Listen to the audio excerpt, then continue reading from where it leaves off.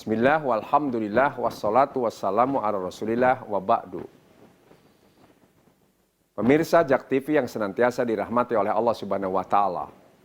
Pada kesempatan ini kita masih membahas terkait surat An-Nahl 90 yang Allah melarang 3 hal. Yang pertama adalah fahsya.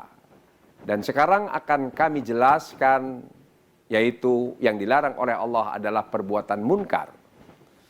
Apa itu perbuatan munkar? Kata Imam Ar-Razi dalam Mafatihul Ghaib atau Tafsir Al-Kabir, munkar itu zolimun li ghairihi. Zolim terhadap orang lain. Ada orang yang tersakiti. Yang tersakiti itu boleh saja istri disakiti. Makanya ada undang-undang tentang KDART. Itu kemunkaran. Atau mungkin anak dizolimi, atau orang tua dizolimi. Pokoknya menyangkut orang lain, siapapun. Pembeli, konsumen dizolimi oleh si penjual, atau karyawan dizolimi oleh majikannya, atau buruh dizolimi. Pokoknya hal-hal yang menzolimi orang lain, itu namanya munkar. Itulah sebabnya Rasulullah SAW mengatakan, man ro'a minkum munkaron falyughayyir biyadi fa in lam yastati fa bilisani fa in lam yastati fa biqalbi. Kalau melihat kemunkaran, hal-hal yang menzolimi orang lain, maka rubahlah dengan tangan, dengan kekuasaan, dengan wewenang, dengan undang-undang, dengan peraturan. Bagi orang-orang yang punya wewenang, yang mampu mengeluarkan kebijakan-kebijakan atau regulasi dan sebagainya. Tapi bagi yang tidak punya wewenang, maka rubahlah dengan lisan. Termasuk para reporter, para wartawan, para dosen, para kiai, para ustadz, itu merubahnya dengan lisan. Dan kalau tidak dimiliki itu semuanya, maka rubahlah dengan doa. Kita tidak rela adanya kemunkaran.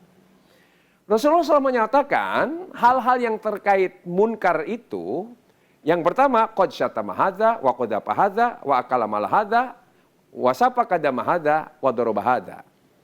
Apa itu? Yang pertama, mempermalukan orang lain di depan umum.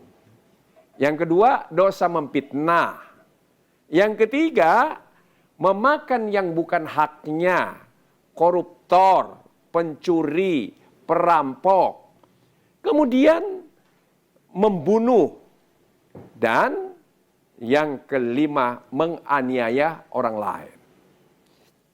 Dalam tataran ini, Allah tidak akan mengampuni dosa munkar dengan puasa. Tidak mengampuni dosa munkar itu dengan rajinnya sholat. Atau dengan seringnya melaksanakan ibadah haji dan umroh. Tetapi dosa munkar itu harus diselesaikan dulu secara sesama. Kalau suami pernah berbuat munkar kepada istri, maka minta maaflah kepada istri.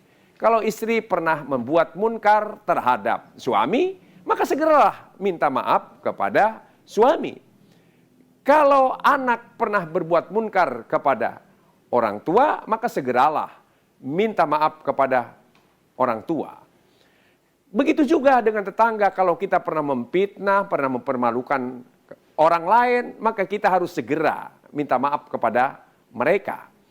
Demikian pula orang-orang yang mengambil hak orang lain harus dikembalikan hak-haknya. Makanya jangan coba-coba mengambil hak rakyat. Susah itu bertobatnya. Kecuali dihabiskan itu uang kepada mereka-mereka yang menjadi tanggungan negara, di pelosok-pelosok fakir miskin, setelah habis baru minta ampun kepada Allah. Maka insya Allah itu akan diampuni oleh Allah.